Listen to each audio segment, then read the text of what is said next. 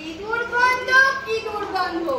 সবসময় ওই গন্ধ তাড়ানোর জন্য বডি স্প্রে ইউজ করে, তাও স্নান করবে না। দেখি ঘরে এলো মনে হয়, কি ফুলকালাম বাজায়। নন্দী, পার্বতীর তো কোনো সারা শব্দ পেলাম না। মানে কি পার্বতী ঘরেতে নেই? ঘরেই আছে, ঘরে থাকলে তো সারা যাই ভালোই হলো, তবে একটু হয়ে যায়। মাতাজি আমাকে আপনার দেখাশোনার দায়িত্ব দিয়েছে, সেই কাজে পালন না করতে পারলে যে মাথা খুবতে হবে, তখন অনর্থ হয়ে যাবে। আমি কি মাতাকে ভয় পাই? কি হলো কি? এত চিৎকার চেঁচামেচি কিসের? হায় হায় পোড়া কপাল আমার। মাতা ঠিকই বলেছিলেন, এরকম কেটো কেটো বর নিয়ে সংসার করা যায় না। এখন আমি হাড়ে হাড়ে টের পাচ্ছি, একদম হার মার চালিয়ে দিলে না।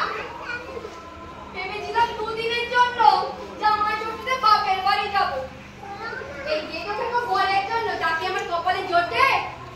পিতা মাতার কথা খুব মনে পড়ছে, তাদের দেখতেও খুব ইচ্ছা করছে। তা আমার জন্য নয়, তা মাথার উপরে তুলে রাখার জন্য। বলে দিলাম, কতুলপুরে শিরোমণিপুরে গাজন হচ্ছে, আমি কিন্তু যাবই।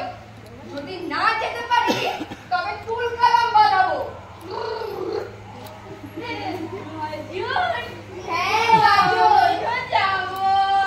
না না, তুমি নেশা করে উঠে পড়ে থাকো, আমি চললাম বাপের বাড়ি। আমিও যাবো।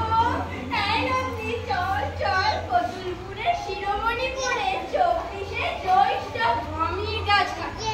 পার্বতী নিয়ে গেলে তো কি হয়েছে, সে তো আমারই দিক, আমাকে ছাড়া কি চলবে? 25শে জ্যৈষ্ঠ না কাটলো কে ভক্তি গঙ্গম করবে। 26শে জ্যৈষ্ঠ দিন গেল, ভালো করে পেট পুজো হবে, মজা করে কে থাকবে। কি আনন্দ, কি আনন্দ, কি আনন্দ। 27শে জ্যৈষ্ঠ ছাড়ো, আবার কইলাতে ভিজে আসতাম, কইলা ভেবে কেমন লাগছে। এই নন্দী, চল চল চল।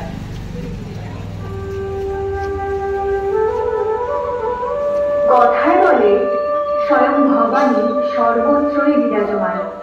তারই লালন পালন ও শাসনের দ্বারা আমরা পরিপূর্ণ, তথা এই ভবানী হলেন আমাদের প্রত্যেকটি গৃহস্থের রক্ত মাংসের গড়া দেবী, আমাদের মা। তাড়াতাড়ি খেলো, অফিসে যেতে দেরি হচ্ছে, অলরেডি আমি লেট। দাঁড়াও, দিচ্ছি, বলে দিচ্ছে। ফাঁকা ফাঁকা, আজ তুমি অফিস ছুটি নিয়ে পেরেন্টস মিটিংয়ে যেতে পারতে গো। আগের বারে পেরেন্টস মিটিংয়ে ম্যামেরা এসে যা যা বলেছিল, মা তো কিছু বুঝতেও পারেনি আর বলতেও পারেনি।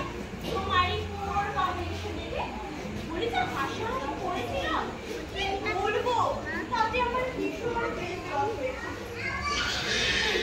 ছি, এইসব রান্না হয়েছে, একটু তৃপ্তি করে খেতেও পারবো না, যত সব।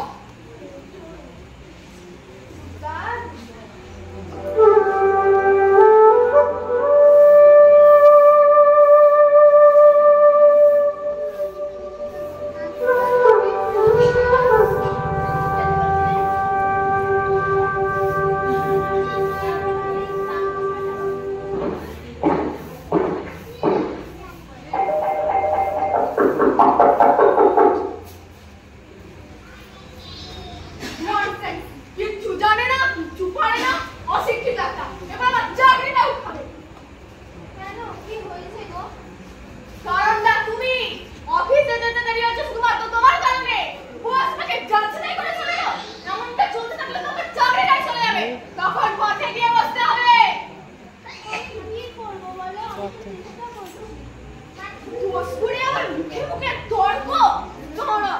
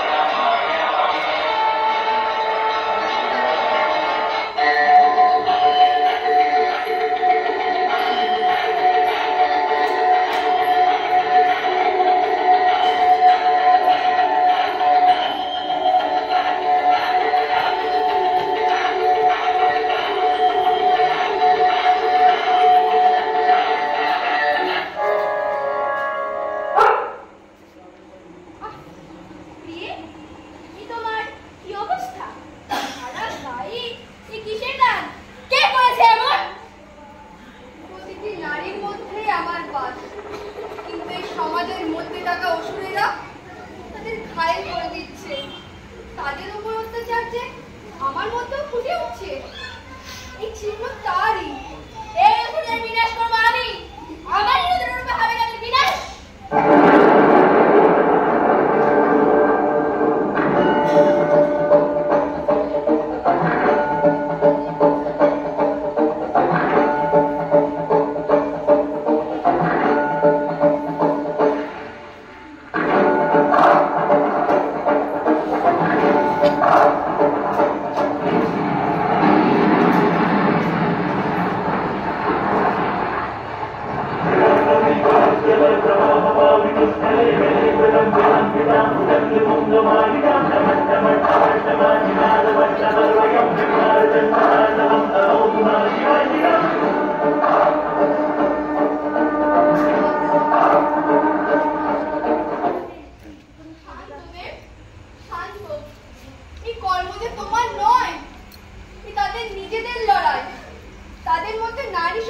জাগ্রত